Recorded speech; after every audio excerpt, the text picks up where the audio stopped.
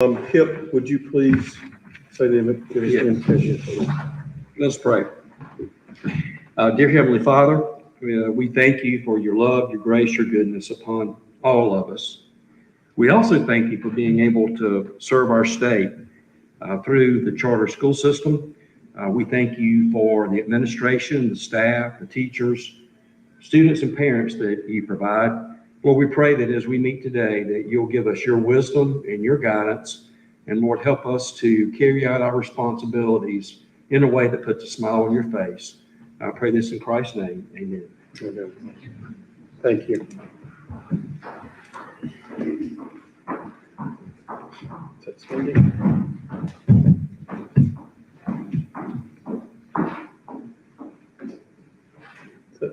Is that Cindy? Okay. We'll wait a moment.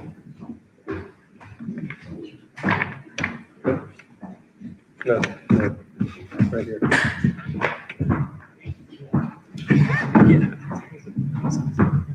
All right, would you stand for the pledge, please? Pledge allegiance to the flag of the United States of America and to the republic for which it stands, one nation, under God, indivisible, with liberty and justice for all. Thank you.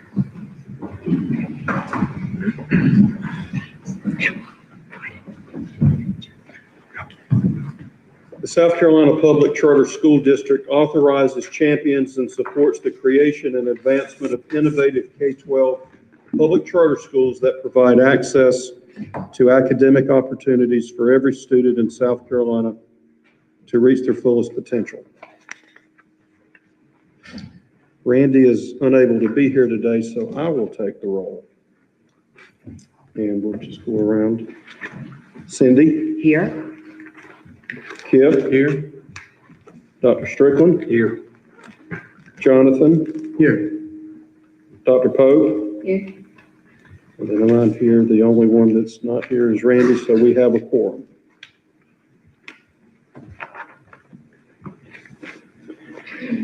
All right, item 6, the consent agenda.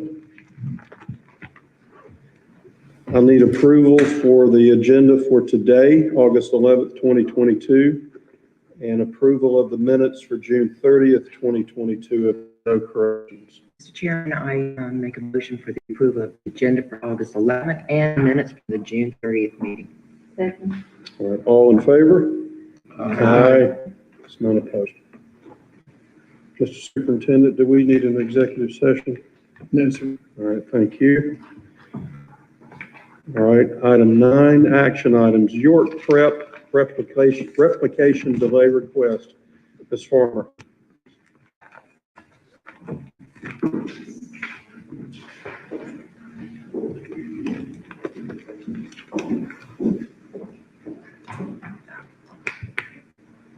Good morning, Chairman Payne and members of the board.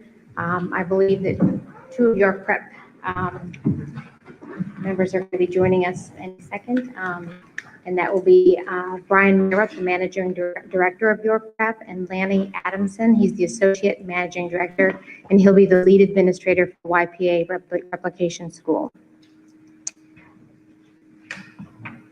York Prep Academy, YPA, requests a delay in opening its replication school from the 2023-24 school year to the 2024-25 school year. The school's initial plan for funding the replication school was replaced with a lower interest rate option using the USDA as the loan service provider. The school maintains the costs for the request. An additional 1-year extension are the ramifications due to COVID-19 combined with the delays of the USDA, city, and county permitting. YPA expects these delays to be resolved shortly. YPA was approved by the SCPCSD Board of Trustees on April 16, 2020, to open a replication school in the 2022-23 school year, serving K through 5 in its opening year and K through 8 at full matriculation. The replication campus will be located in Kettlesong in York County, 12 miles from the main campus. The school plans to use a place-based education model as Kettlesong provides the ideal location to connect learning with the unique environment and local ecosystem. The SCPCSD finance team reviewed the school's recent financial status. YPA has experienced steady enrollment increases since its inception and continues to project steady enrollment gains. July 1, 2021 through June 30th, 2022, financials reflect a net income in the amount of $5,694,409. Current financial statements show a healthy cash balance of $10,761.19. YPA had a fiscal year 2021 fund balance of $5,534,506, or 52% of the general fund expenditures. The school has had no financial findings or significant deficiencies in its fiscal year 2021 financial statements. Additionally, the 5-year budget aligns with the enrollment projections, resulting in an increase in fund balance for each subsequent year. YPA agrees that it still will be able to meet all criteria required for renewal when the charter and contract expire on June 30th, 2030, and that the delayed opening will not be the basis in whole or part for any objection to staff recommendation, appeal of a final decision not to renew, or any legal action related in any way to a decision by the district not to renew the charter or contract. Our staff recommendation is to approve the delay for 1 year. And I apologize, they're supposed to be on the call. Josh, they have not signed in. Oh. Okay, so that is staff recommendation. All right, thank you. Does the board have any questions? First of all, do we have a motion? We'll have board discussion. Mr. Chairman, I'll make a motion that we approve the request of the opening replication of the school to 2024-25 pending submission of the signed board resolution. Is there a second? Second. All right, now we'll open it up for board discussion. I had 2 questions, Mr. Chair. So the first is, did York experience anything from the district or the county that made it difficult for them to get in? So are there obstacles that are coming from county permitting that appear to be over and above what would be a reasonable expectation? That is, should we, as either a board, or should we ask Eric to do something about that or find out more information? That would be my first. And then the second is for the school, and I guess they can't answer it, but I'll just ask it, here in case someone can ask them. And that is, were their families expecting to move into the school next year, and are they being impacted, and has that been mitigated somehow? Those are 2 very good questions. Are we having technical difficulties, or they?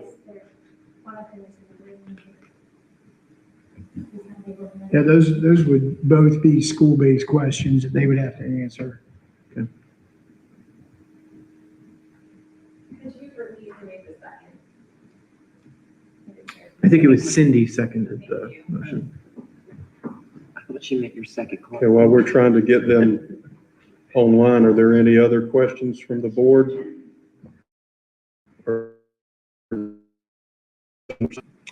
I was going to be interested in what, just a few comments on what place-based education model would be like in that location. And I thought it was very fun to find out we have such a cute name for a town as Kettle Song. It's hard to even believe, sounds magical. And I just want to say how much I admire York Prep and what they've accomplished. They are a nationally recognized blue ribbon school, and they are incredible. Then I've got a question, and we may be able to answer this. We'll put Michael on the spot. I'm all about a healthy fund balance and great cash flow, but a net income of $5.7 million, I'm sure there's a logical reason for this, that it's not going in the classroom. It could be a logical reason. It could be that they're holding capital funds in their general fund as well, or capital expenditures. Because a lot of schools will do that. Put capital expenditures in the general fund as well, different than what we do here. So Okay. All right. So do you know just, and again, I'm putting you on the spot, go back in your file-based database, Does, do you know roughly what their general fund balance or net income or fund balance is in a normal? If their fund balance is 52%, that's half, so they're probably, their general budget's probably over $10 million. So if they're holding 50% of the general fund expenditures, their regular budget is $10 million. So basically, they've been tightening their belt so that they can do this expansion and with a lot with cash instead of a lot of borrowing, is that? I would confirm that with the school because I'm not sure what they're doing on that side. Okay. It just seemed to be a lot of, net income's one thing, fund balance is another. And Mr. Chair, maybe it'd be worth knowing how much of that is federal money and how much came from COVID relief funds and how much was not. Okay. And these are only general fund dollars on these numbers. So it's not This federal is money. strictly general fund, correct. Okay. Why don't we do this? Why don't we move on to the next? We'll just hold this to the side right now, try to get them and then come back because one, I want to give them their time, but two, there are some considerable questions that we do need answered. Okay, can we do that? Can we just, And so, Mr. Chair, I motion that we just table the conversation till let's later in just the meeting. table it at this moment and we'll come back. So, Michael, we'll move on to the June financial report. Yes, sir. Yeah, You gotta take a vote on okay. All right, so we need a motion to table the item temporarily until we can get the school online. I move we table the item so we can get to the school. Okay, is there a second? All right, all in favor? Aye. Say aye. Any opposed? None. Okay, thank you.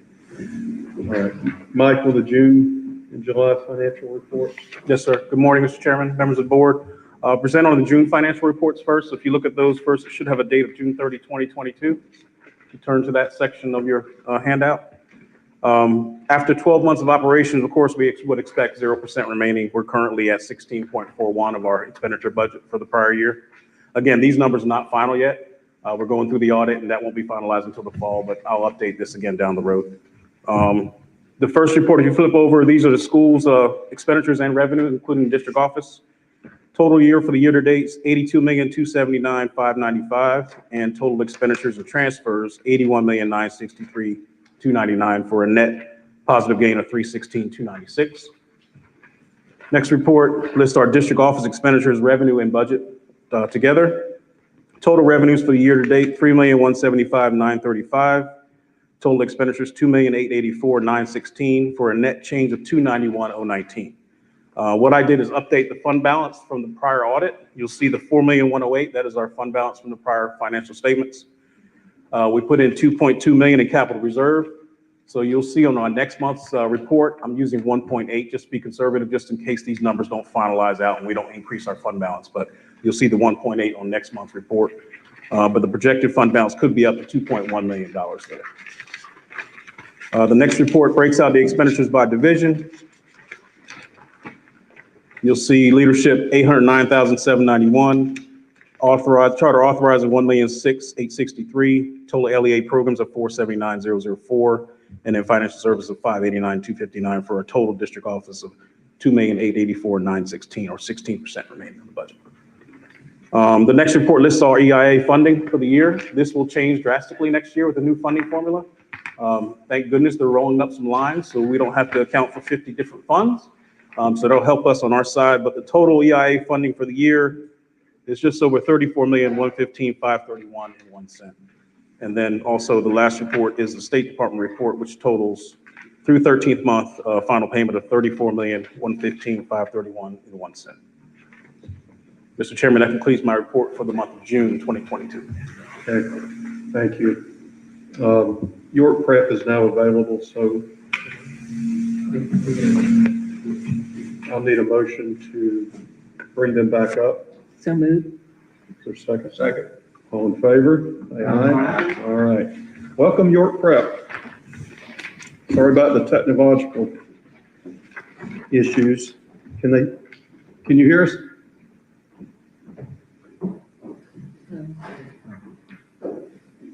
There you go.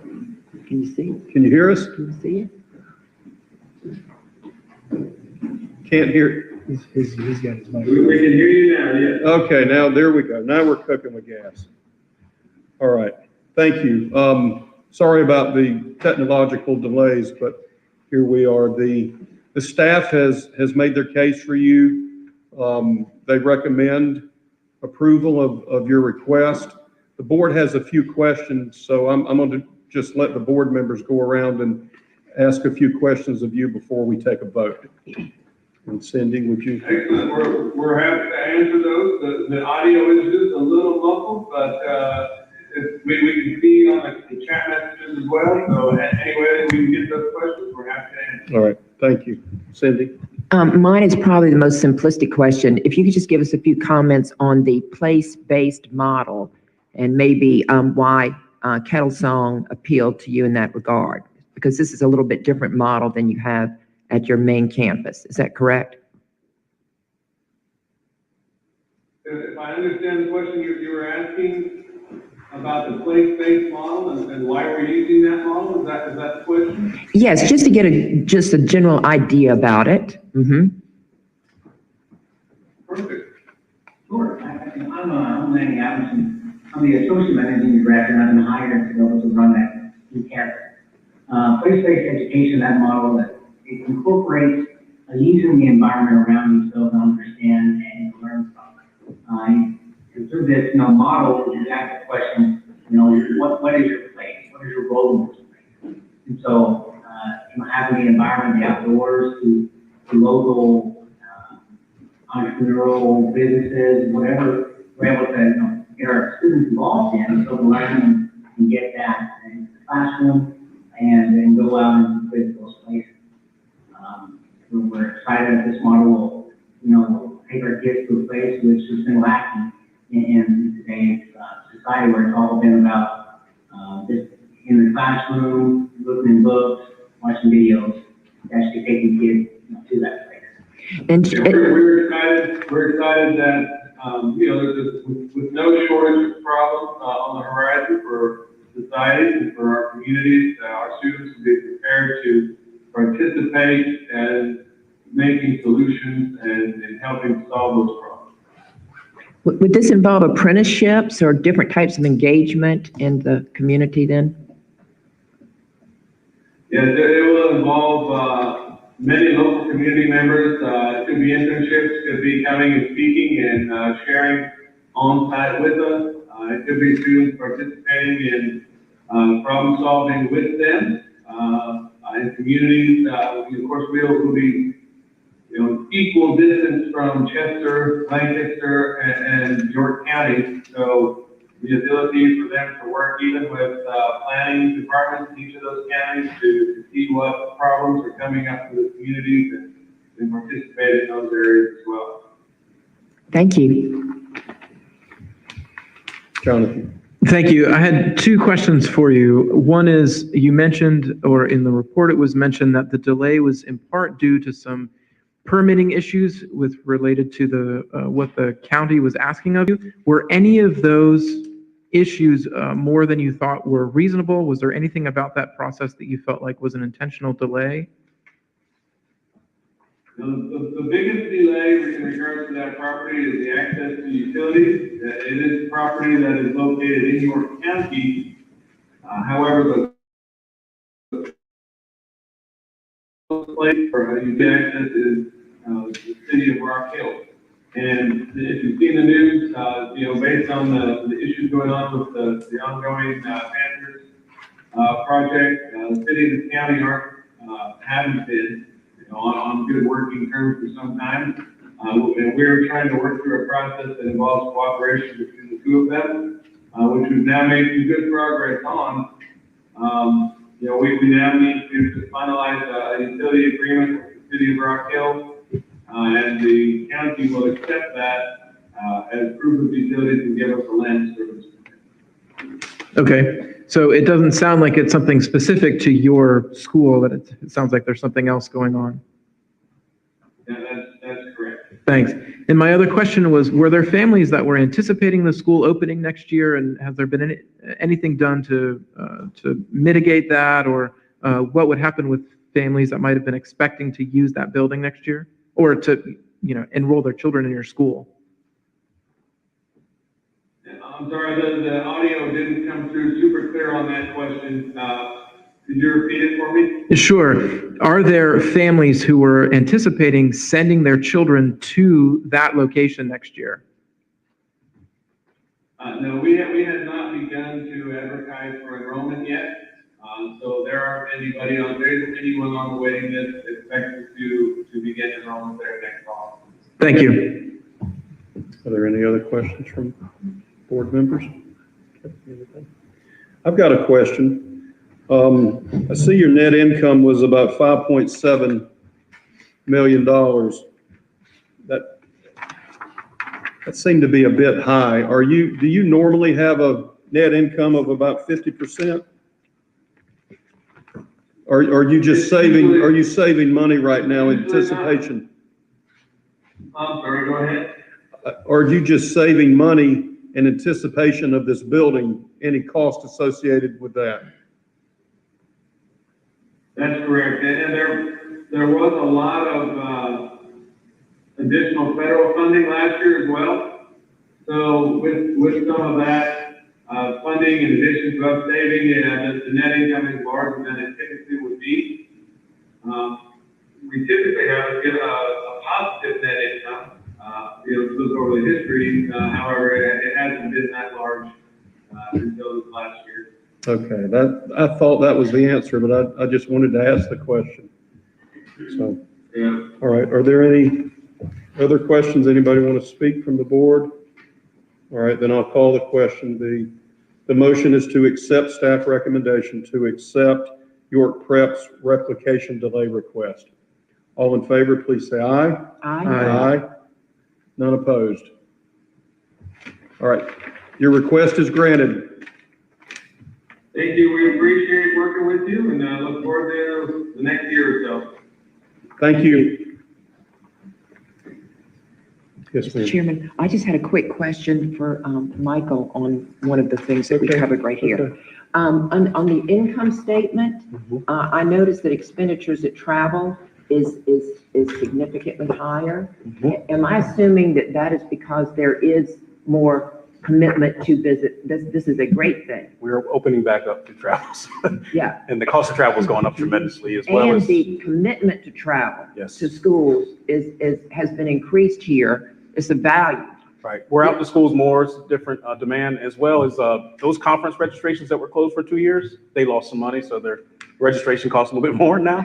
Yeah. So they're going to make their money back. Now, this does not include barbecue, though, is that right? No, ma'am. Okay. It's a different line. Okay. Is there a traveling barbecue? Chris usually Yeah. buys barbecue for us when we travel.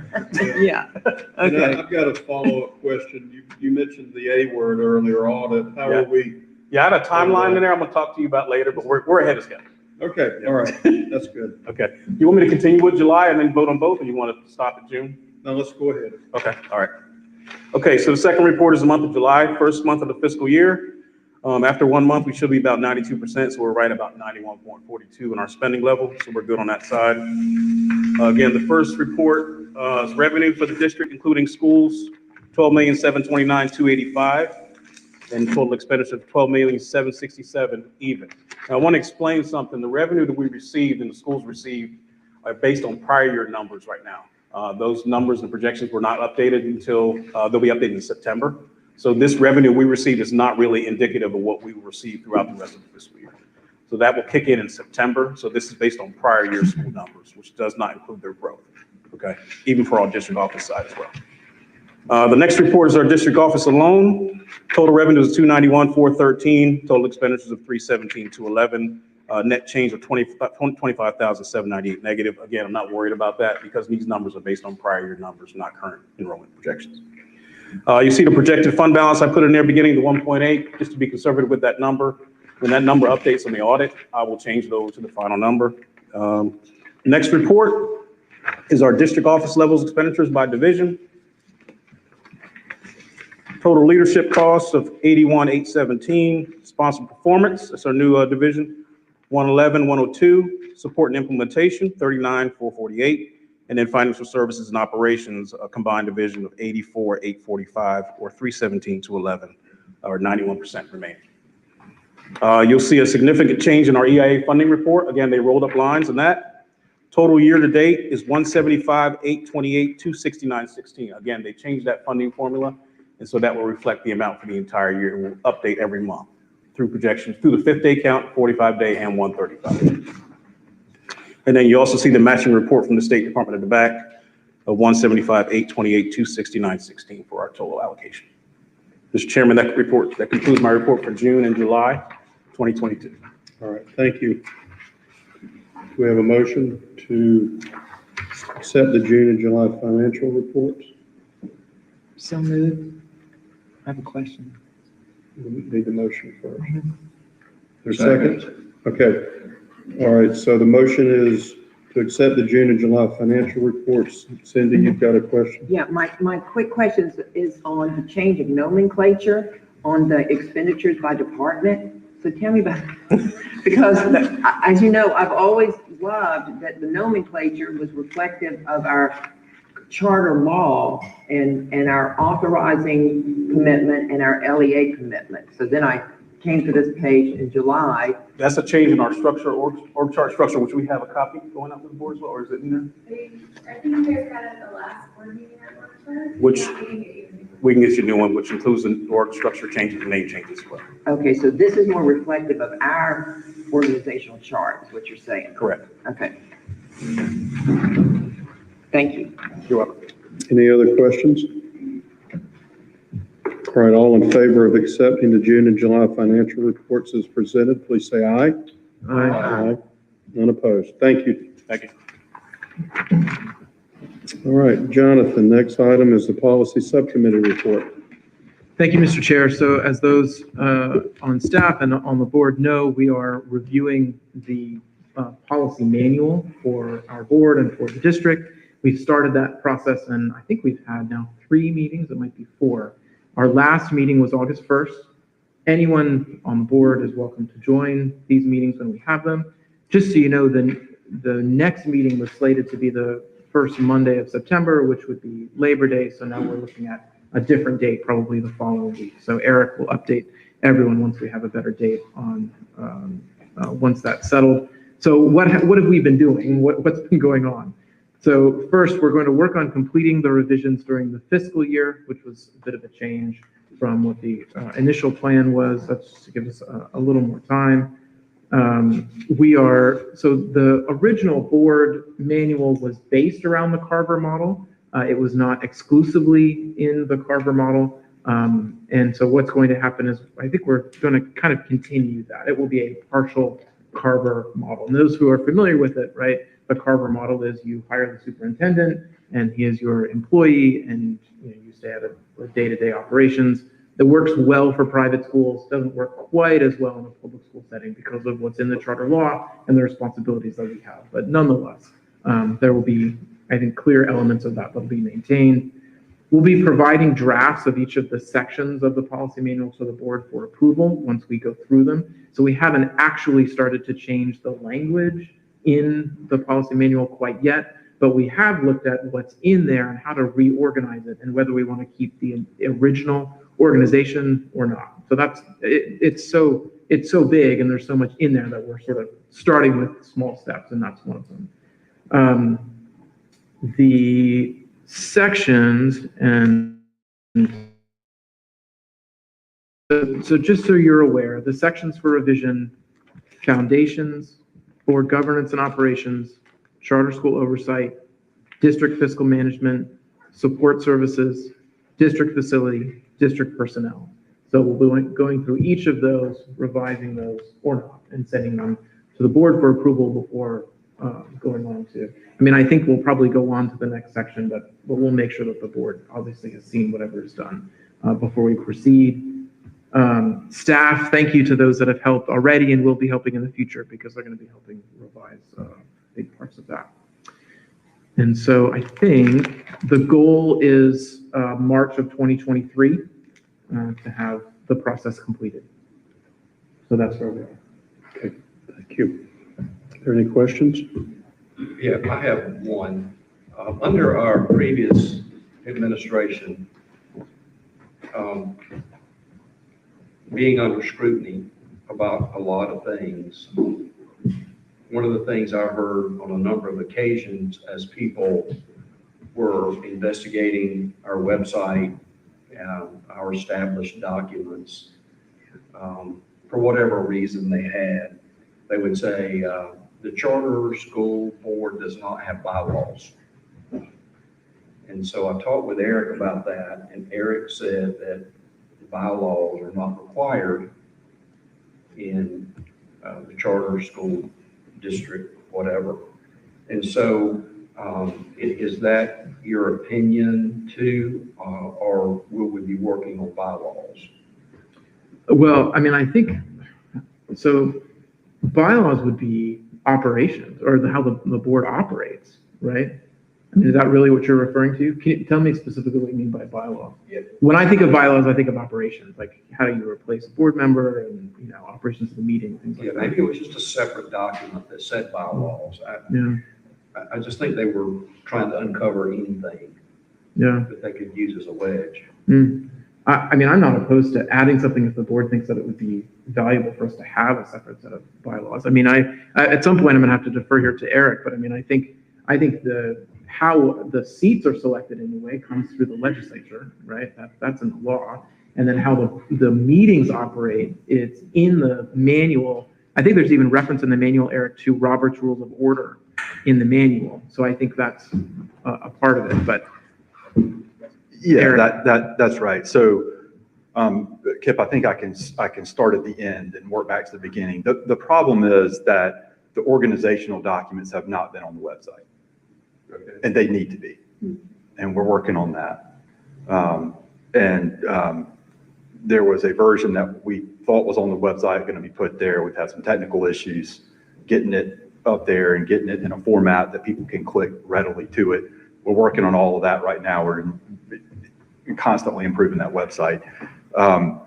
It is in a draft form right now, and that does note that it's under revision.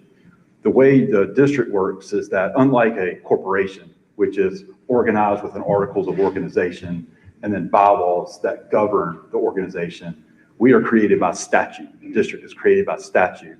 And then we have a policy manual, which serves the same function as bylaws of a corporation. This is exactly how every other district in the state is set up.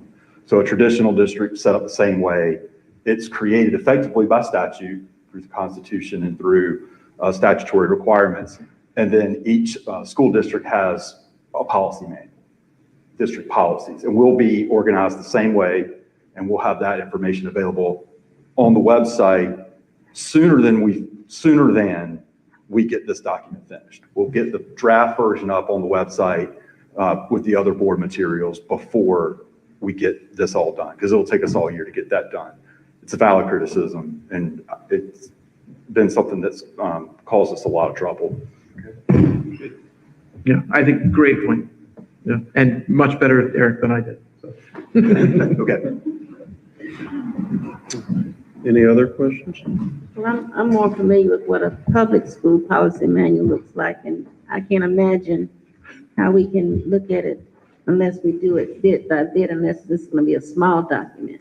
The policy manuals I'm accustomed to are large, and I'm just wondering if we're going to have to wait until March to see a big document, or are we going to get it bit by bit? No, I think the goal and the conversation that we had at the last meeting was that we would go through a section, present it to the board, and then move on to the next section. Section by section? Yeah. Okay. Yeah.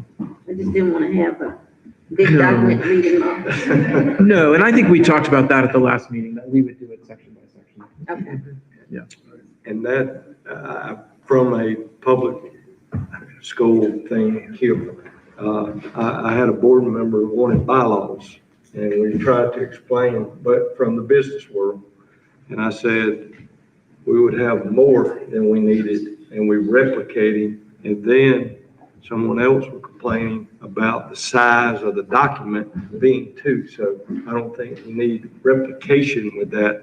You've got enough information, and unfortunately, they would be complaining about that. So, I mean, so that's where we are. All right. Next item, Superintendent Neely's recognition of the 2023 State Teacher of the Year. Yeah, Mr. Chairman, members of the board, we have a very special honored guest with us today. our State Teacher of the Year, Dion Jamison. Dion, please stand.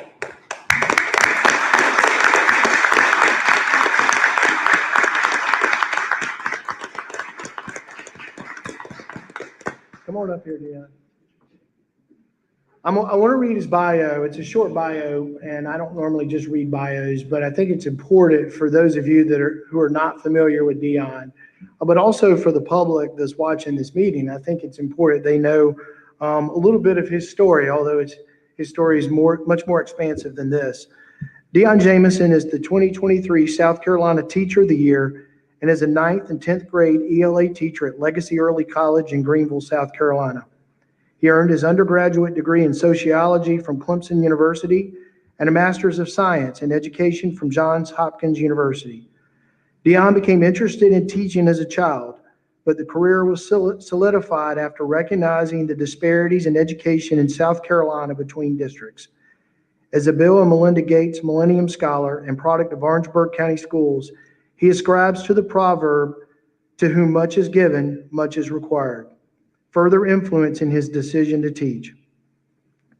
Dion believes that education is liberation and teaches his students skills such as collaboration, critical thinking, and problem solving to address the world's most pressing issues. Dion's work has been recognized locally, regionally, and nationally from organizations such as Teach for America and the National Council of Teachers of English. Aside from accolades, Dion is most proud of creating brave, inclusive spaces for culturally and linguistically diverse students to thrive.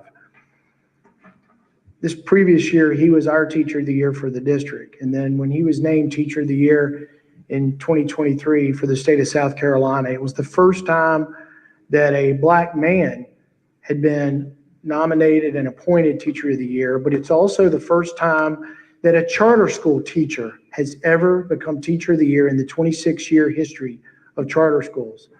So it is indeed an honor to have such an outstanding teacher with us, to be our representative around the state, collaborating with teachers, with educators, administrators, and of course, inspiring students the way you've been inspiring students at Legacy Early College. You know, in every generation, there are leaders in science and math and business, sports, politics, but I think one of the most important fields in America where it's important to have transformational leaders is in education. Dion is a transformational leader. He's an instructional leader, and he's going to continue to do great things this year as Teacher of the Year. I know that. He's already doing that. He's been at a fast pace for 2 weeks, nonstop in schools, but it's just so proud that he is one of our own. He is our legacy. So again, join me in giving him a round of applause.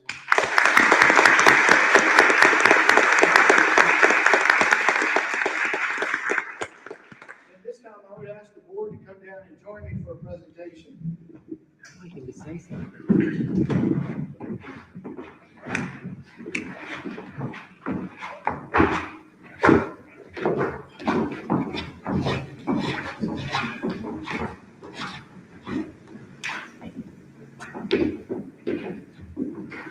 So on behalf of the South Carolina Public Charter School District and Board of Trustees, in recognition of your dedication to the children of South Carolina and service to the South Carolina Public Charter School District, this award is presented on behalf of the South Carolina Public Charter School District Board of Trustees.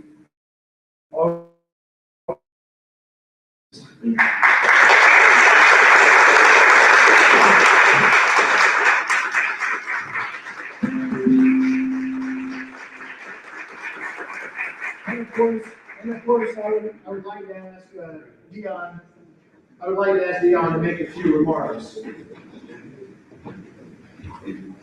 Dion, have you go to the mic and make some remarks.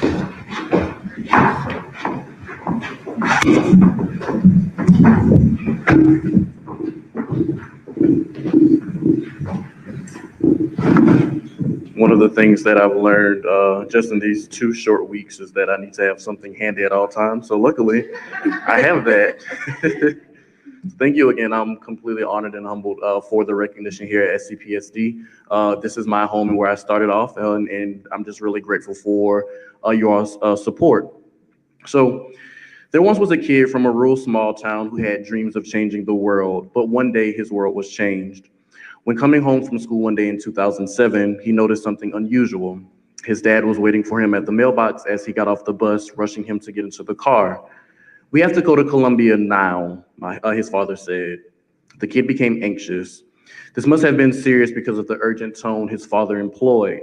The elevator at Lexington Medical Center would escort them to the intensive care unit. The doctor explained to the kid that his grandmother could hear him but could not speak. His world was shattered, but he remained strong because boys don't cry, boys don't show emotion, boys are strong. And he needed to be strong for his grandmother. With tubes and machines everywhere, the boy went in and held his grandma's hand firm, pleading for her to hold on. "If you make it through this, I promise I will change the world," the boy said. That boy was me, an innocent teenager with the world on his shoulders. My grandmother had recovered from a hemorrhagic stroke, and after months of therapy, she finally came home. At the age of 13, I assumed the dual role of student and caretaker. I temporarily had to step away from the things that brought me joy, such as extracurricular activities and hanging out with friends, which led me to slip into what I believe was depression. It was the help of a teacher that helped me to find light in the darkness. Ms. Vera Hopkins, a middle school ELA teacher at Holly Hill Roberts Middle School at the time, helped me to escape my current reality through stories. Not only did she allow me to read great works of fiction, she gave me the space to create my own narratives. Since then, I would keep composition notebooks and create characters and plots that would bring joy to anyone willing to read it. I use this art of storytelling to share my experiences on college and scholarship applications and found a pathway to success. Ms. Hopkins took the time to understand my story. She was the first teacher to really see me and all that I brought with me to the classroom. She taught me the importance of listening to others and sharing my own story. Because stories are the way that we have connected with each other since the beginning of time. It is the foundation of our history and of our culture. It is one of the most powerful tools we have to connect with and inspire each other. It is what illuminates our humanity and restores our souls while acting as the greatest lever for positive change. Many individuals and groups suffer from what Nigerian author Chimamanda Ngozi Adichie calls the single story, which are the overly simplistic and sometimes false perceptions we form about individuals or groups. Its main consequence is robbing others of their full humanity. My hometown falls victim to this single story. Vance, South Carolina is nestled in what many would call the quote-unquote corridor of shame, an area that is perceived as having low-achieving students and high rates of crime. What many do not realize, though, is that the infinite potential that resides along the I-95 corridor. Sadly, natives such as myself are noted as the exception and not the expectation. So there's a time in an educator's career when they write off a student for excessive misbehavior or parents' lack of collaboration. We subscribe to the single story without gaining additional perspective and thus deduce others. This resonates with me because in my first year of teaching, I wrote off Sweet Pea, a student of mine whose name doesn't match his personality at all. He had to be the most difficult student I taught. My tactic was to ignore him because he didn't want to learn. So I thought back to Ms. Hopkins and saw the parallels between myself and Sweet Pea. The parallels between how society has written off people like me because of the zip code that I live in, and how I wrote off this student because of his behavior. This is when it clicked for me. I needed to understand Sweet Pea's story. I formed a relationship with this kid and exposed him to literature that aligned with his interests. I made him a classroom leader. I supported his athletic interests, and I was not afraid to call him out for the misbehavior in the hallways. I helped Sweet Pea hold his pencil to become the author of his own story, just as Ms. Hopkins helped me to narrate my own. Teachers like Ms. Hopkins give students the courage to rewrite their own stories in the face of adversity, to display their humanity fully and reject the single story others have created for them. I also believe this is what the South Carolina Public Charter School District is doing for students each and every day. As the South Carolina Teacher of the Year, I hope to share the importance of storytelling and listening. I want to share the stories that warm our hearts and the ones that make us shed tears. I want to inspire emerging educators to discover their why and remind veterans of the wonderful reasons that they wake up each and every day. It is my goal to highlight the beautiful and complex narratives of educators and students across our state, creating an impactful anthology that elucidates our humanity and serves as a tool to incite positive change. But most importantly, I want to elevate voices by giving the pencil to students and teachers. Thank you.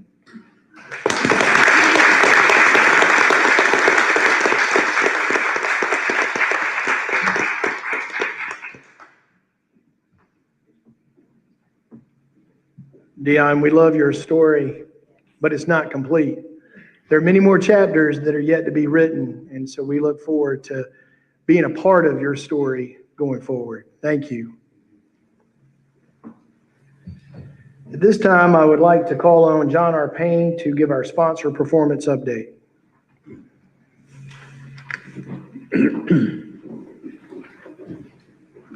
Good morning, Mr. Chairman, members of the board. I'm excited to update you today on the work we've been undertaking in our sponsor performance department. To begin, I've asked Kristen Farmer, our Director of Authorization and Development, to give you some brief updates from her team, then I'll finish with some updates from our work in our performance framework. Kristen? Thank you, John. First, I'd like to welcome a new member of our staff, Diana Kingsbury. She's our new Charter Development Coordinator. She joins us straight from the classroom from Lexington Richland District 5. She's already proving to be a valuable asset in addition to our team.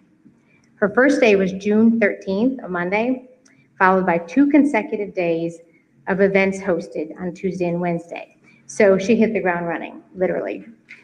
A few summer events that we hosted. June 14th, we hosted the newly approved schools luncheon, which included a brief professional development session where committee members from Fort Mill Academy, Horry County Acceleration Academy, and Palmetto Excel attended. There's a summary report included in your packet of that day. Then June 15th, the following day, we hosted a veterans leader panel, which was the first time we'd done that, and it was very successful as we strive for continuous improvement in our department. The focus group consisted of school leaders that had recently gone through the application process and the planning year. We solicited honest feedback and suggestions for improvement in the application process, the planning year, and ways in which staff could better support schools. This event was very beneficial as we received valuable information to take into consideration and implement as we continue to plan for the next cycle. Then in July, we traveled July 13th to Beaufort for a TA session with the members of the Heritage Academy Committee, who appeared before the board in April, and along with Emily and Emily.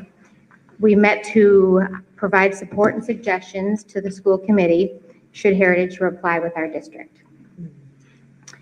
Authorizing ongoing endeavors include we're developing new resources and materials which we'll make available to potential schools, new schools, and existing schools electronically and on our website.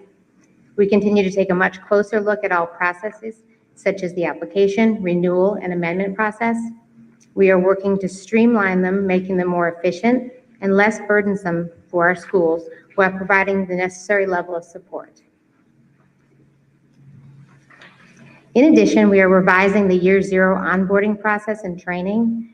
We are beginning earlier, and training will take place over 3 sessions in which various staff members will participate. The goal is to provide more engaging, focused, interactive, and meaningful sessions. The first session is on August 30th, followed by sessions on October 18th and January 15th. Finally, our only new school opening this year is Green Upstate High School, with 288 students, which was well over the projected 240 students. Prior to the school opening, Green Upstate hosted 3 open houses for families, and Diana and I were fortunate enough, we toured the new campus a few weeks ago, and we were very impressed. And on the 17th, Emily Baker and Dr. Curry Mills will conduct their site visit at Green. Back to John. Thank you, Kristen. As far as some additional updates, when we last met, we had asked you to complete an exercise and a survey, which you did. As I shared at our last meeting, our approach as we rethink our performance framework is really to look at priorities and then work our way down into the weeds as we develop our framework. So in early summer, we basically took that same survey and we deployed it to all of our school leaders and school board members. And we received well over 100 responses. We also identified a representative group of stakeholders to serve on our performance framework core team. 14 members attended a one-day discussion on July 25th. Either during or after, all gave great feedback, but we know we still have more work to do.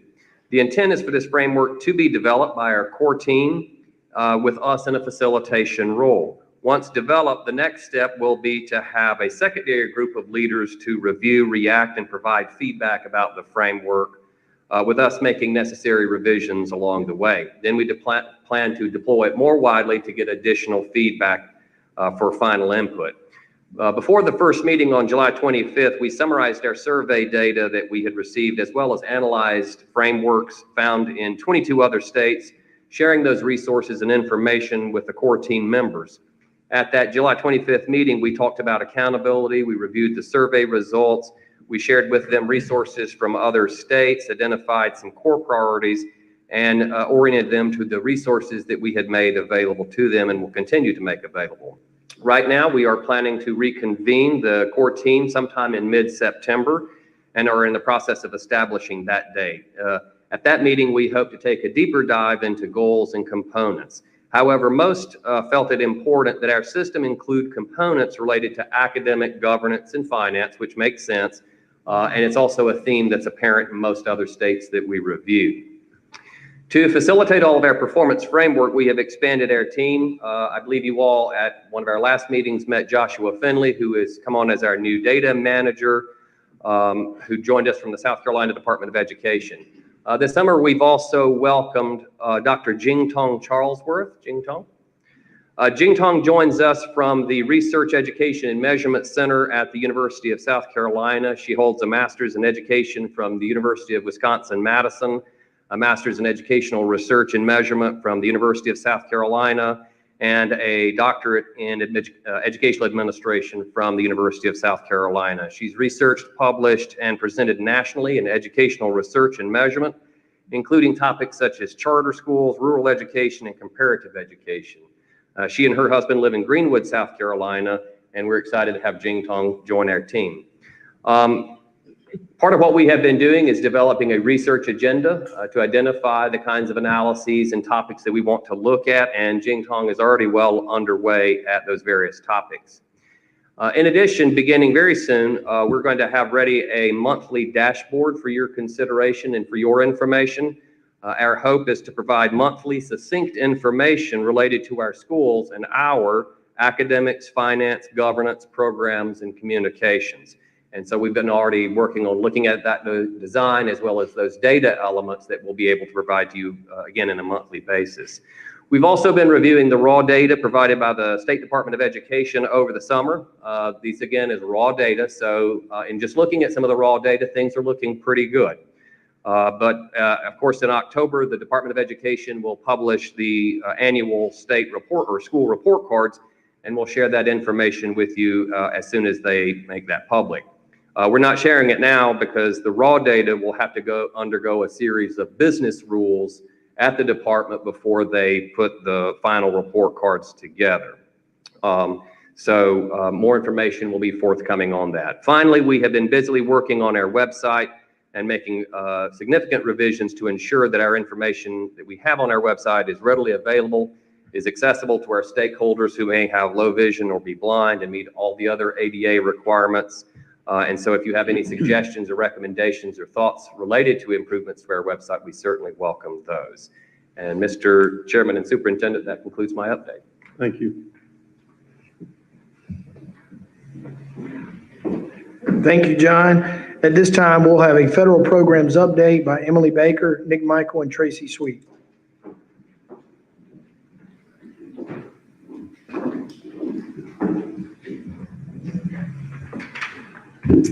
Good morning. As Superintendent Neely said, we are going to share with you this morning some federal programs and finance claiming process updates. So August 15th of 2021 was not our best day, was not our finest moment.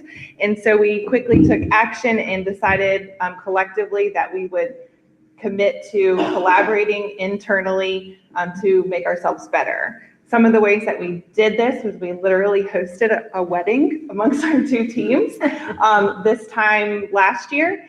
And in that, we committed to revamping our process for sustainability. We knew that we could not continue to operate in silos the way we were, and that we would needed to come together to make that happen. Some of the things that we committed to were bi-monthly meetings. So our two teams came together every 2 weeks and connected on anything relating to federal programs and finance where our work overlapped. And then we also held quarterly balance review sessions. We committed last July to these 5 goals. So we have 5 goals around these topics that we tracked throughout the year to make sure that we met those goals together. Those goals essentially were to hold us accountable as a group collectively. Tracy? Thank you. So as Emily mentioned, our implementation and support team is now married to our finance team, and I'm happy to say we have never had a fight.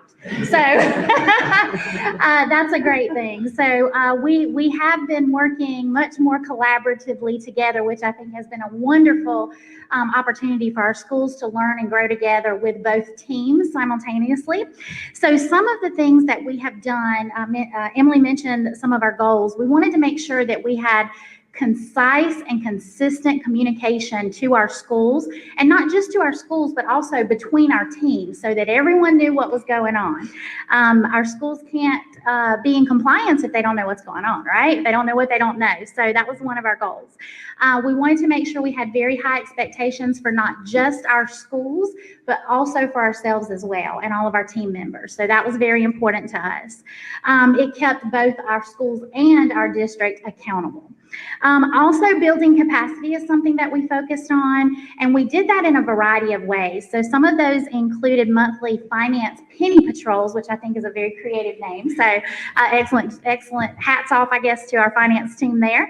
We also did monthly federal program coffee chats, which was kind of an informal way for our schools to come together. We invited school leaders, program coordinators, and many of our finance members from the schools, the directors at the school level, would also attend those meetings. So that was a wonderful way for us to share information, keep everyone in the loop of what was going on, share deadlines, and just keep that accountability on both sides going. It was also a really good opportunity for us to allow schools to collaborate and share ideas. So not only are we no longer working in silos, our schools don't have to feel that way either. They can reach out to each other and ask for ideas and help support one another. We also have a collaborative kickoff each fall. You may remember this last year as being called our financial boot camp. I still am referring to it as the financial boot camp. I'm having a hard time with the new kickoff title. But we are having that again this, in August 31st. So if you're interested in attending that, learning more about our finance department and our programs, we'd love to have you visit as a special guest. And then, of course, the one-on-one communication that we have with schools. That is where the majority of our support has been given to schools this year, providing, if they're new schools, we've been doing some weekly and bi-weekly meetings with them to make sure they were in the know of what they needed to do and sharing that information, and then, or monthly meetings depending on the level of support that our different schools needed. And monthly newsletters, that's another thing that we do in our office to share. This year, we're doing a more combined effort to include all federal programs and then also finance topics as well. So it's been a great marriage. I'm happy to report that we plan to have it's been a great opportunity to learn and grow together. All right, so our success can be measured by the fact that all but a handful of federal claims reimbursements were processed and submitted 2 weeks prior to the August 15th deadline, which, by the way, has never been done in district history. This goal was attainable primarily due to our internal collaborations, strict deadlines, increasing team capacity, and monthly communications with our schools. We will continue to offer support opportunities to schools as needed. And looking ahead, our goal is to implement quarterly spending district-wide, which will reduce cash flow issues at the school level. That's a huge change. Big change. Any questions? Any board questions? All right, thank you. Thank you. All right. Marriage always works best when there's communication and collaboration. Yeah. And we hope this marriage lasts. Just don't have any kids. They've already got all the kids they want. Yeah, they do. They've got 20,000 of them. Right. Yeah, they do. I do have to make one note on that respect. When they came to me last year and they said, we're not going to make the deadline, we ended up having to write a bunch of personal notes. I did to Molly and her team over at the Department of Ed. I had to eat a lot of crow. And, but the team, and John Payne, John was at the department. I'm writing him a note, but he decided to join us anyway. But I do want to commend the two teams for working together. I mean, it has been from the beginning. They said, we own this. We're going to get it right. And they did. So congratulations to the whole team. We'll now have a finance and operations update. Michael Tom. Yeah, I remember that night at 12 midnight last year, having blow up John's phone, text, well, a personal friend of mine, and say, hey, I need some stuff pushed through real quick. So yeah, we're a lot better this year. The deadline's Monday, and we shouldn't have anything to go through next week. But in your packet, you should have a long spreadsheet with all the school's information on it. This is just for your information. We will continue to update this through the quarter, throughout the major times of the year, the 5th-day count, the 45-day count, and the 135 count through the year, just to see where our schools are and to maintain their enrollment and their projected numbers throughout the year. So I'll update that later on. What you also see in there, the A word, the audit timeline. This is our audit timeline that we work through for checking, tracking completion of items. Again, it just covers our bank recons, some internal things. Our May bank recons are up to date. They were due June 30th. They're completed June 3rd. June recons were due July 31st. That's July 15th, already completed.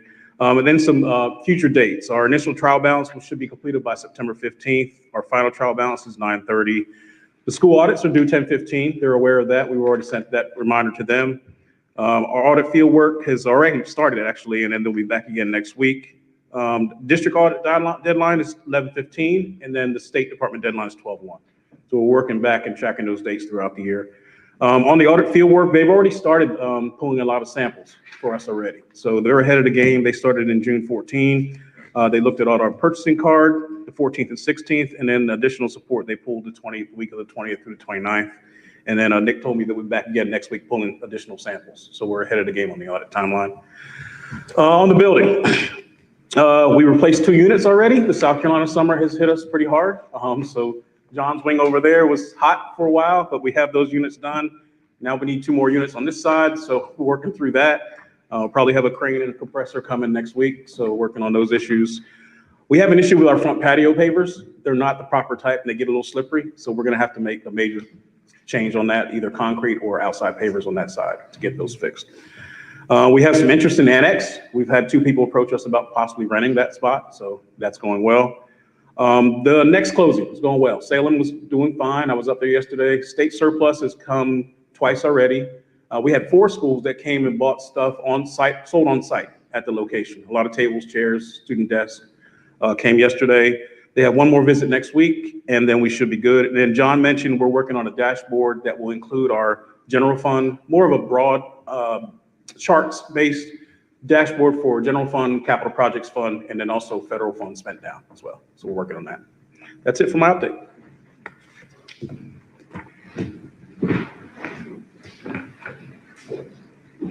Same goes with the audit. Michael and Nick and their team have done a great job really putting a good timeline in place. And I told Michael, I said, look, this year, if a school doesn't get their audit in on time, there's going to be a footnote on ours, and they're going to get a corrective action letter. Our audit will not be late.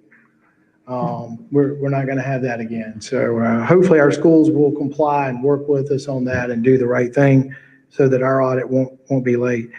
This time we'll have an update on support and implementation. Emily Baker. Good morning again.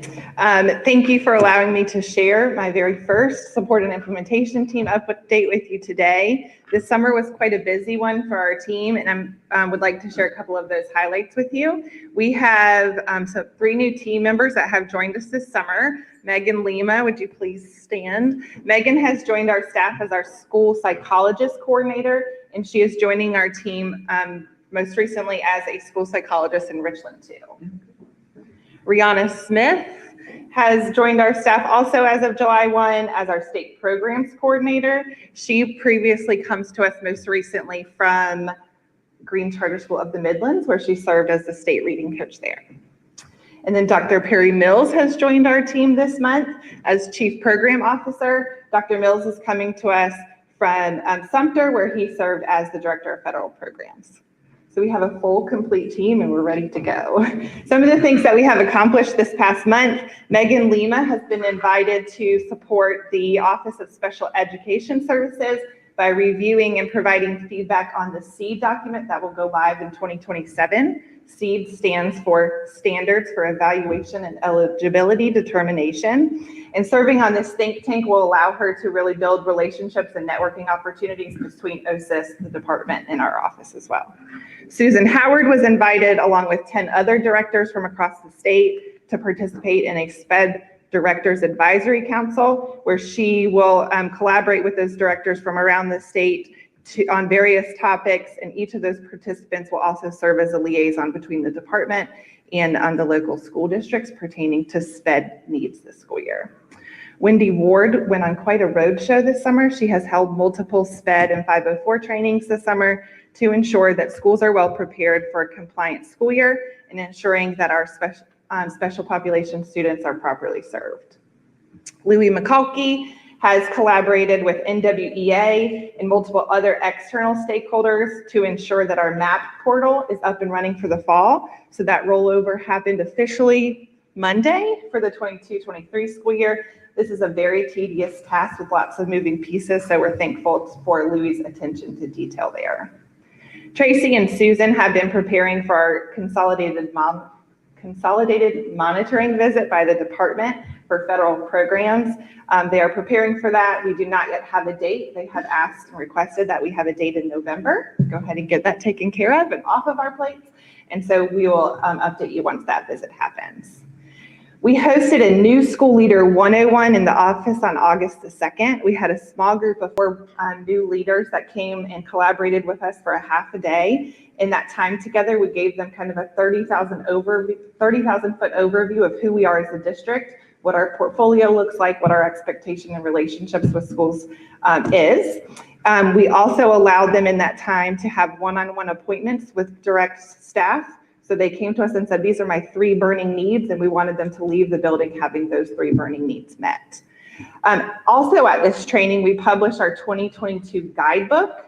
This resource is provided to new school leaders each year, and it's a district team collaboration. Just about everyone in here has written chapters of that. You have a copy of that guidebook in your board materials this month. If that is some light reading you would enjoy, you're welcome to do that. We'll continue to publish that each year. And then to end on a high note, I have some really exciting news. I'm happy to report that Liberty STEAM, just this week at the State Board of Education meeting, was approved to have an alternative educator evaluation instrument used at their site. So they have said ADEPT is fantastic and the state SCTS 4.0 rubric is great. However, we want to go even further and we want to push our educators even further. And so they had a state board approved instrument this week, and we'll receive that formal letter, I'm told, on Monday. That concludes my update, pending any questions. Thank you.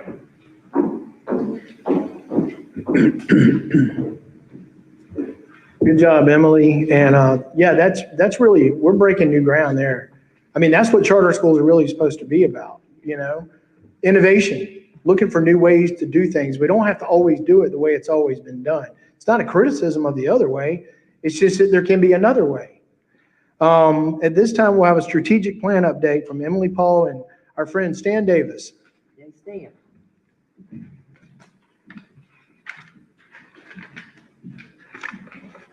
Hello, everybody. Before Stan and I jump into this, I did want to introduce one new member of my team. So I'll have Marlene Sellers stand up, please. Marlene is our new ombudsperson and also your board liaison. So she's helping me with the meeting today. Next month, we're going to do the meeting together, and then Marlene will be on her own doing her work with you. So we're very excited to have her. She comes to us from the State Department of Education. She was the administrative coordinator for the Division of Federal Programs, Accountability, and School Improvement. And a little side note on Marlene, I don't know if you are familiar with this, but the State Department used to hold a research to practice event for special educators. That was a humongous conference, hundreds of presenters.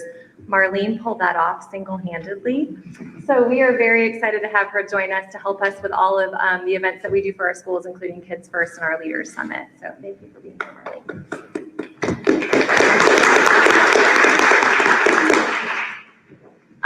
All right, well, I'm going to get started with the update on the strategic plan. So in your board packets, you have a copy of our 22-23 annual plan. And I'm not going to go through all of that, but I did want to kind of tell you about what that is and some key highlights of it. So last fall, in conjunction with Stan, you all participated in developing that strategic plan.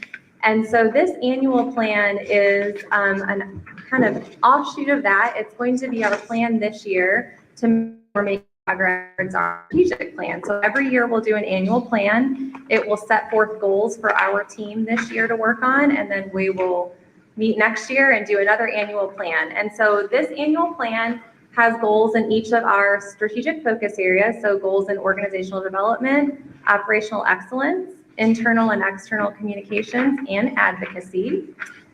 And just some key highlights of those goals. I think one of the things you're really going to love is your board binder. So out of this, you're going to have a binder that has information like our org chart, information about our policies, just things that you need to have in front of you at your meetings. And I think that will be a really great resource for you. So we're looking forward to working on that.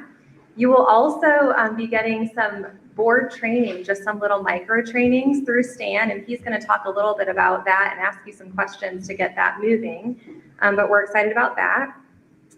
Also in this annual plan will be the implementation of our performance review system for our staff. So Jackie, a couple board meetings ago, presented that to you. So we'll be doing that this year with staff, and then just doing some reflection and making sure that that went really well, and any revisions that we need to make to that will happen at the end of this year. And we will have annual department plans. So from this annual plan, as a full staff, each of our teams will take pieces of it and create their own goals to make sure that they're meeting what's in this annual plan, which will also be tied to our employees' goals that are tied to our performance system. So everything is kind of vertically aligned from the strategic plan down to the annual plan, to our department plans, and then to our personal staff goals. So I'm really looking forward to that alignment. Another little great thing in here is the website revision. So we have a great website based on the work we did last fall. And we're really thankful to Josh Finley, who is going through that, making sure that everything that needs to be on there, compliance-wise, is on there, but also doing some amazing upgrades. So if you have a moment to pop on scharter.org and just look at all the changes he's already made, there's some really cool things on there now. Just this morning, there's a button because we have our board meeting today that when you go to our website, it pops up, join our board meeting. And so people can jump on our YouTube and access it that way. So it's really great. And I'm just looking forward to all of the great work that Josh has been doing on that.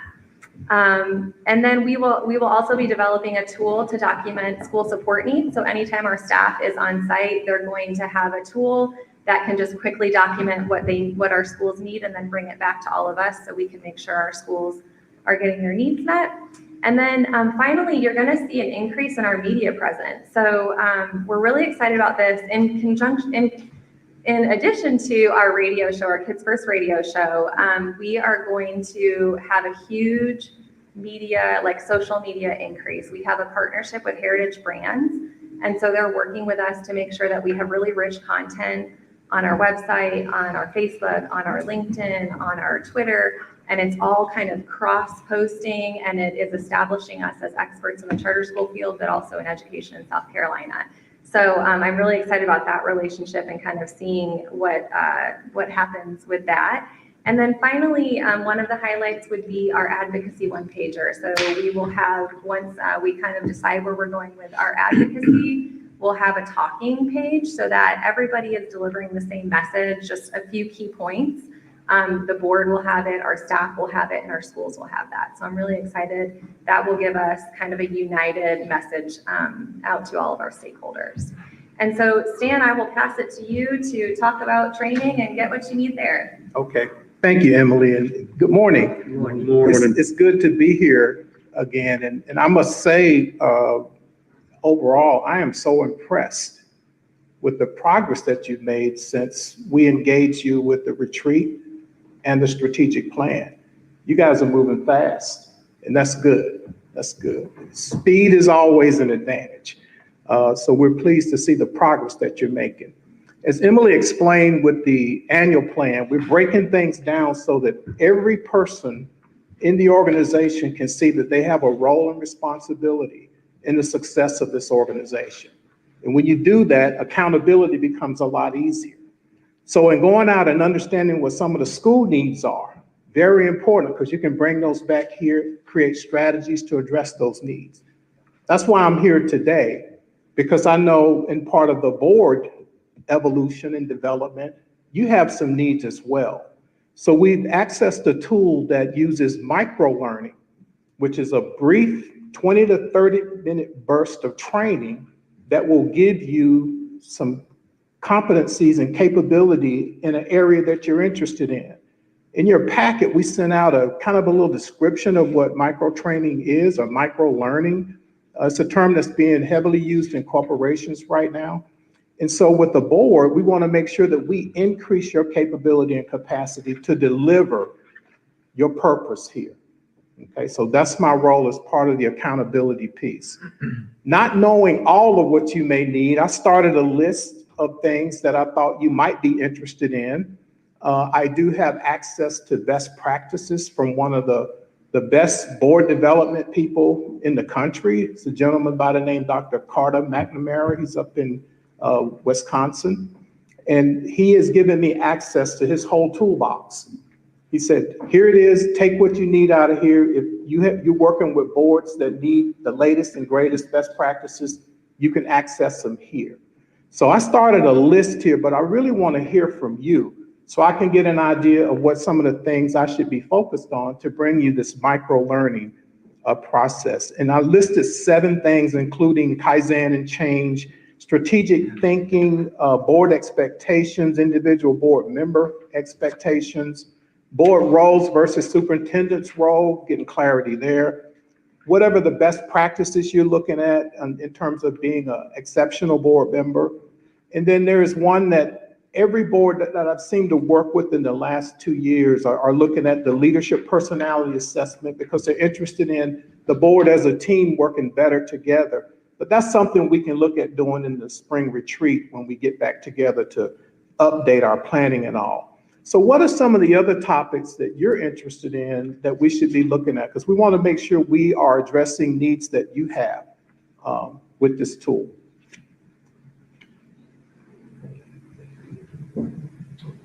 I'm asking the question. I think I'll need more help, and others may, as they come on board, is the board responsibilities once you're a part of the board. Mm-hmm. And also, as a representative of SCAPC, it took me a long time to get on the board, so I'd like some guidance to tell the next person, because I'm retiring soon, as to what you need to do Okay. to apply to be on the board. And then there's the Ethics Commission. I was supposed to be told when I came on board that I was supposed to complete that, and I didn't.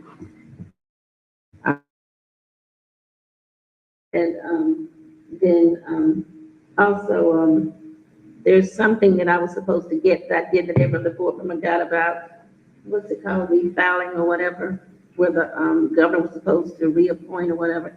And I was overlooked and never got it. So I think there are a list of things that board members need to know that they have to look into and do that I wasn't made aware of. Okay. And others to me after me may not be made aware of too, so. Okay. what I'll do is get together with Eric and a couple other people to make sure we got a comprehensive list of what those things are. And then we can consolidate those into one of these micro-learning sessions. And micro-learning takes 20 to 30 minutes so that we can just give you what you need and to cover that one item. And then we can go ahead and knock that out for you. So I'll make sure that we pull that part. Something like the ethics report.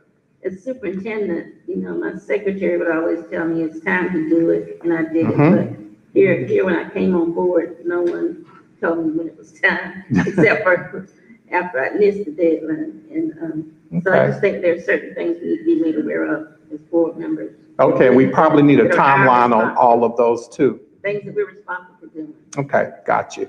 Okay. Are you taking input? Yes, Cindy.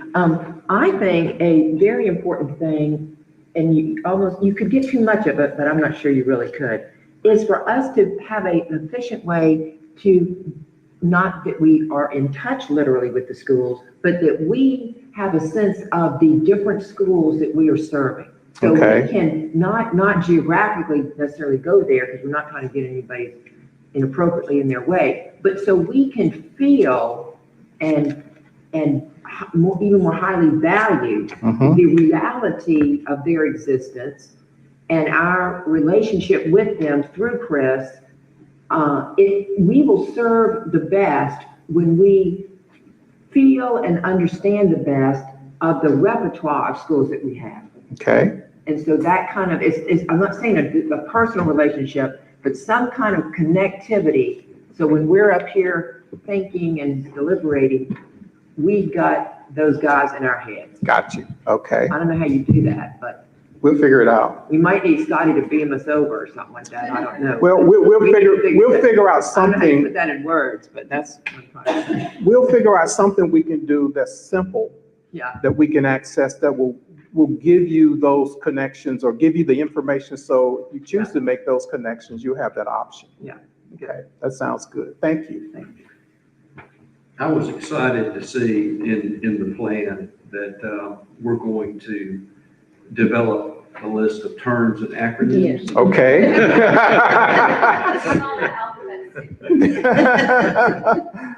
That's really exciting.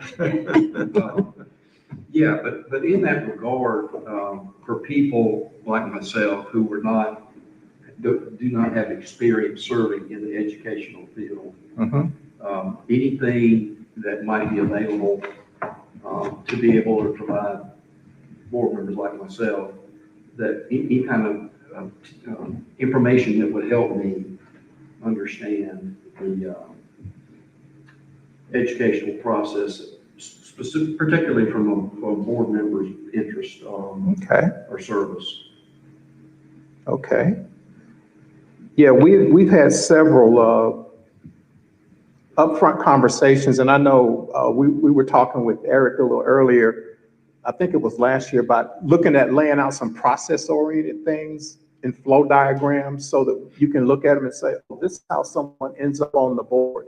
These are 4 different areas that they look at. Laying things out in that simple form is what I think we can offer here as we move along. So certainly the terms and acronyms, I've done work with the federal government before, and they'll hand you a book like this big. I know Dr. Pope would probably walk away from one of those with all the different, terms that they use is always very helpful. But we'll try to keep things simple and break it down so that it makes a lot of sense.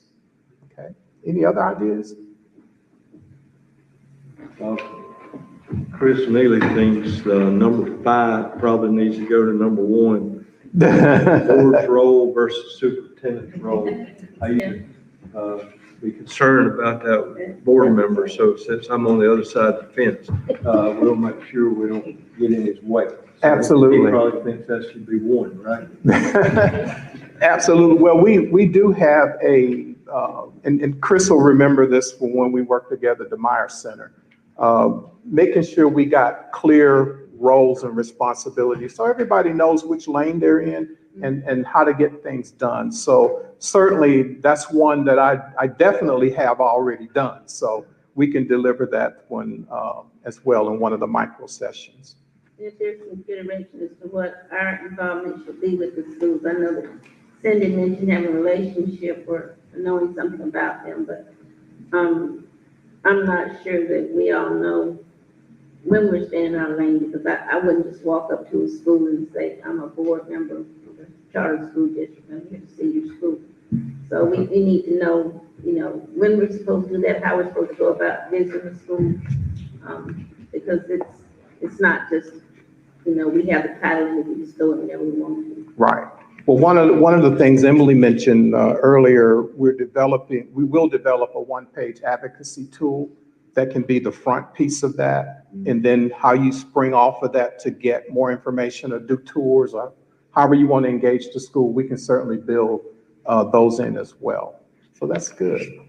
Anything else? Well, just that number 5 in particular, that is why I mentioned the Carver model when we were talking about the policy manual, because that's a huge part of that. It's important to me, and I've used it in other boards. So okay. I think, I feel strongly about how the board can stay in its lane and stay out of the superintendent's way. Okay. But I think that'll be a part of how the policy manuals, as we go to rewrite it. Absolutely. Part of my perspective. Well, we'll certainly include that in as one of the training sessions. Okay. Anything else? Any of the other 7 topics? I know 5 resonates with you. Or any of the other ones jump out that you want me to consider?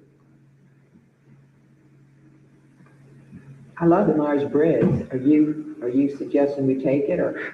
We can do that at the retreat. I'm approved to deliver a micro version of that. Yeah, you know who you are. But the thing is the way they use the tool now is when you're in a group, individuals come into collaboration with each other. So how does that chemistry work? And so there's team building activities that I'm thinking about when we do the retreat, how we can leverage that so that it'll be useful to you as well. So that's something I'm thinking about when we do the next planning iteration, do the one-day retreat like we did last year. We can certainly pull that in. Okay. All right, then. If you think of anything else, I think all of you have my contact information. If not, Emily or Chris can certainly get that to you. I'm excited about this work moving forward. So let's go get this done and make the state proud that you all are at the leadership level driving this organization. Okay. I want to just make, and I know Bruce would fit, but the whole critical importance, it seems as never before, I think, of parents. And when I was at my reappointment hearing before the Senate Education Committee, that is the main point I made to them, that the beauty and strength of a charter school is that every student is placed there because a parent made an educational choice and had the choice to make. And so I think the whole theme and reality of the power of parents in the creation and sustaining of the charter school movement is just a high pearl of great price, and something that could be well integrated into our thinking, into our reality, because it is, into our articulation, and into our print, and how we value those parents who made that choice to put their child in one of our schools. Absolutely. And I think the messaging that I've heard Chris and several of you use several times with the kids first, that mindset. And the reason I put strategic thinking on here is because how do you integrate terminology like that into your strategy thoughts about what it is that you all do? So I'll be thinking about some of those things and how we can help make that simple so that it's a tool that you can use to simplify what you do. Because it's such a preeminent, unique value that we have. That these are how our students come through the door. Vision. Exactly. Yes. Okay. And that supports my topic that I said you should add on. I wasn't allowed to have that reappointment here. And we came on, well, it took me longer to get on, but we attended the meeting at the same time. Okay. So as board members, we're not all getting the same information. Okay, well, one of the things I know in the strategic plan and part of the Kaizen stuff I always talk about is being consistent so that everyone has the same knowledge, the same information, so that we're all on the same page. When we do that, we move in the same direction a lot easier. So that's what this whole intention is here. So thank you for your time this morning and your input, and I'm looking forward to engaging you down the road. Okay? Have a great day. Thank you. Thank you.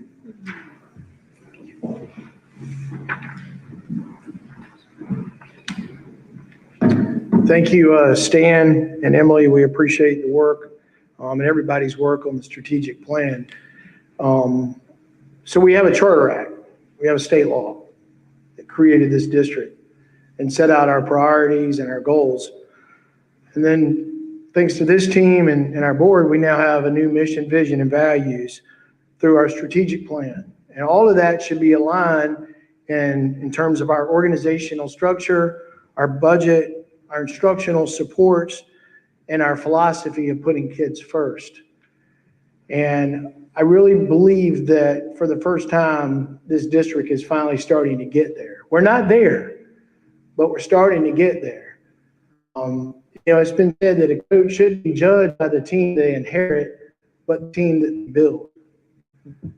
And this month is the start of my third year here. And our coaches have built a great team. You see a lot of new teammates today. I truly believe that for the first time in 16 years, and look, there's been a lot of great professionals that have come in and out of the doors here. But I feel like collectively, for the first time, we have the best team, the best district in the state to accomplish the Charter Act and what our General Assembly and the citizens expect of us, and then our strategic plan, our mission and vision, values that represent what we all believe. So at this time, I'd like to give our staff a round of applause.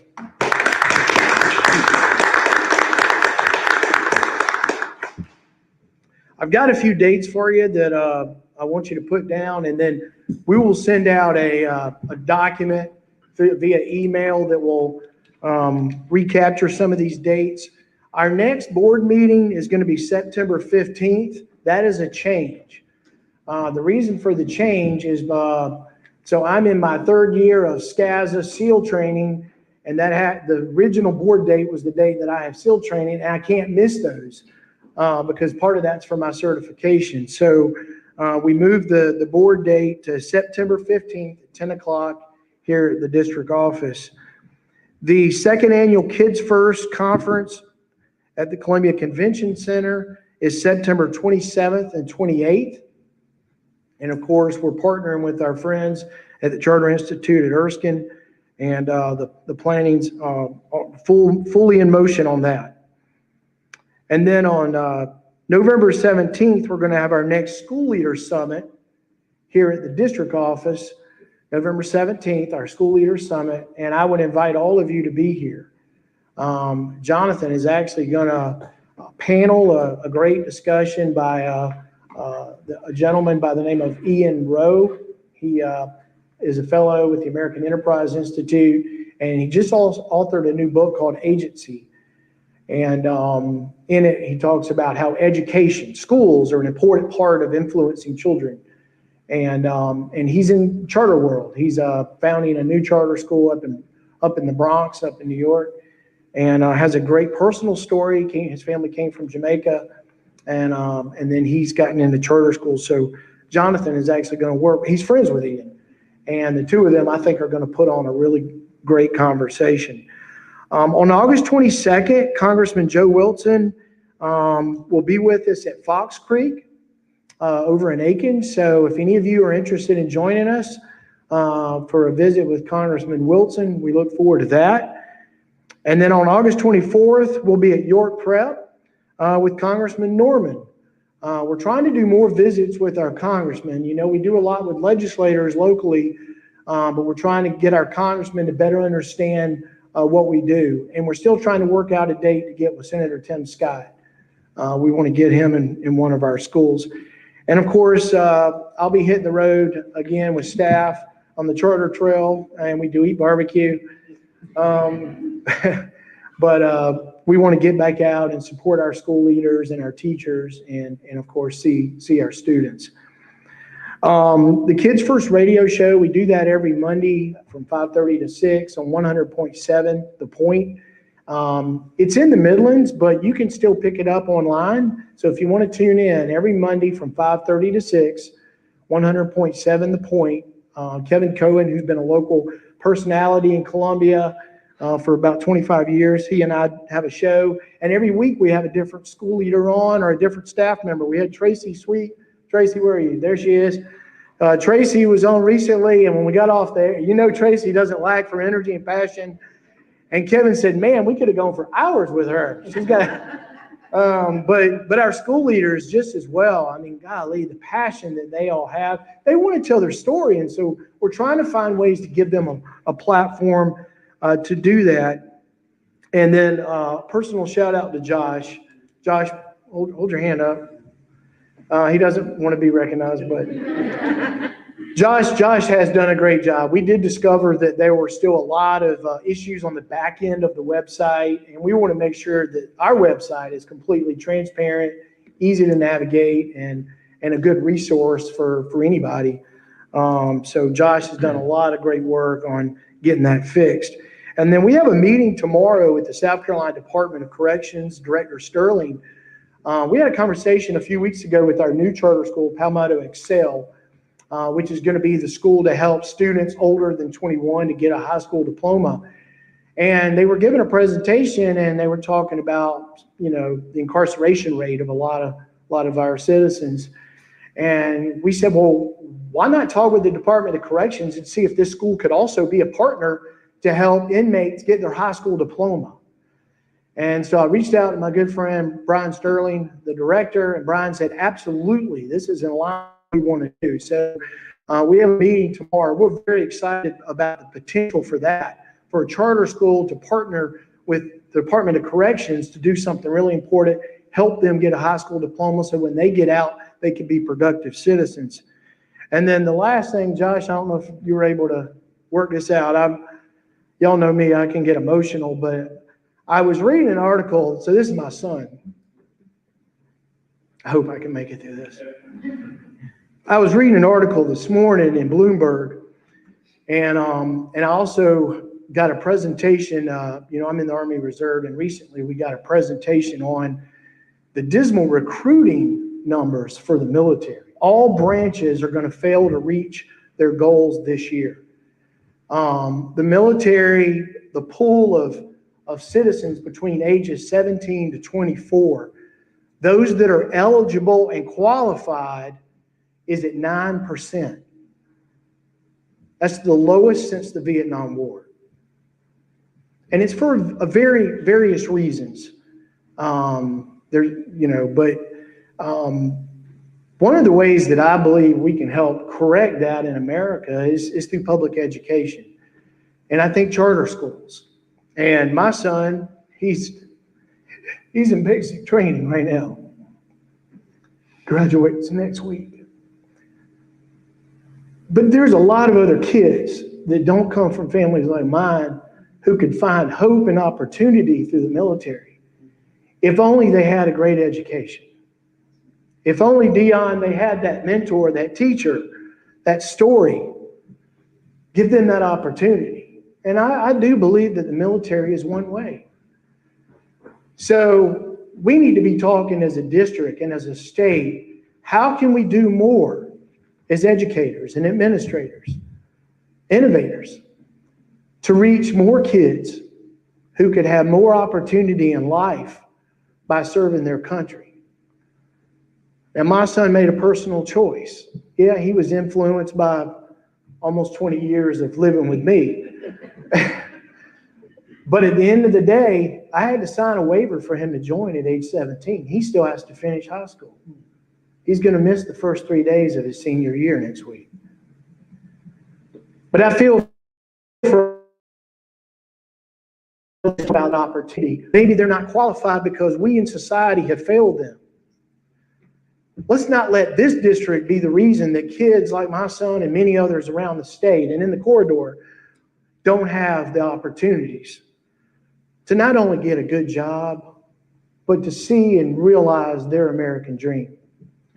Mr. Chairman, that's the end of my report, pending any questions. Well, it's a little complete. Got a third Neely that's in the military as well. Chokes me up too because I know what she's been through. Tell us a little bit about your daughter. So Jordan is in the 82nd Airborne. She's at Fort Bragg, and she just got home 3 weeks ago from Poland. The 82nd was deployed there when Russia invaded Ukraine, and we're glad to have her home safe. So is your son trying to keep up with your daughter? He's paving his own pathway. Those are some big shoes to fill. Yeah, all right. Thank you. Can we go back to, we've got a lot of new employees and they were mentioned at certain times. Could we get all the new employees to stand up just so we can see everybody at once? I appreciate you being here. This board appreciates you being here. This board supports you. You're here for a reason. You've obviously got the academic, the professional, and the personal qualifications that it takes to work with this team, and I congratulate you for being here.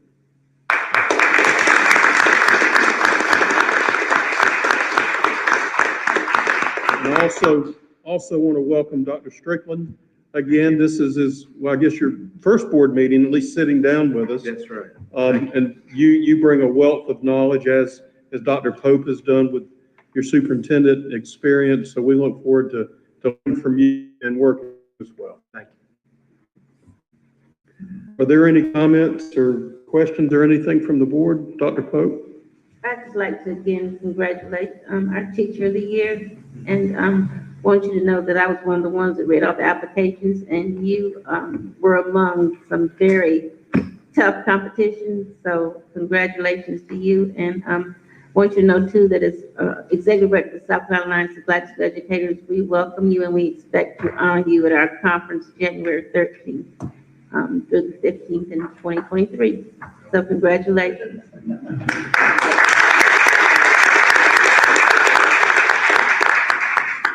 All right, so without any other items that we need to address, we will adjourn.